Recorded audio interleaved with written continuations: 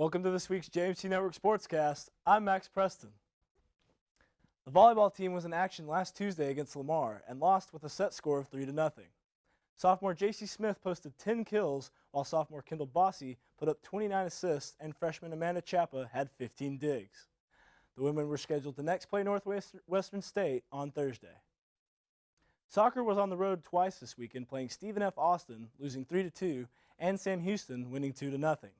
Against SFA, senior Natalie Throneberry and freshman Shay Johnson scored goals to keep the score tied at 2 until the 82nd minute of the second half, when SFA scored the final goal to win.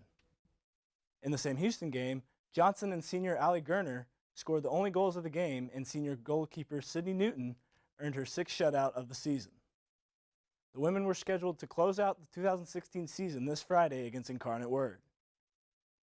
The men and women both had their ITA regionals this weekend, as the women went to Waco to participate while the men went to Fort Worth.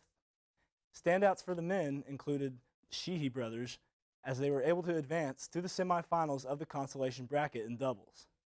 Josh Sheehy also got an impressive singles victory against Henrik Munch of Rice University, while Cole Lawson won against the Texas competitor William Jew. Sophomore Autumn Crossnow was a standout for the women, as she earned 2 victories in the consolation play against Southland Conference competitors.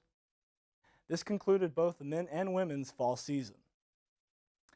ACU honored 2 football legends on Saturday during homecoming festivities when it hosted the ACU Football Legends Luncheon.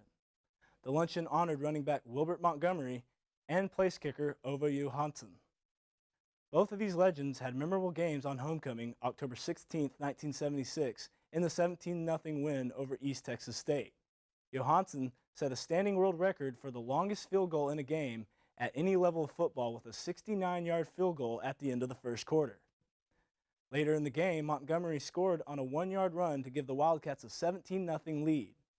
That touchdown made Montgomery the all-time touchdown king in college football history with 67. The event was meant to honor Montgomery and Johansson, but also had the surprise of announcing that they will be constructing an outdoor structure at the new football stadium in honor of Wally Bullington. Well, that does it for this week's Sportscast. For JMC Network Sports, I'm Max Preston.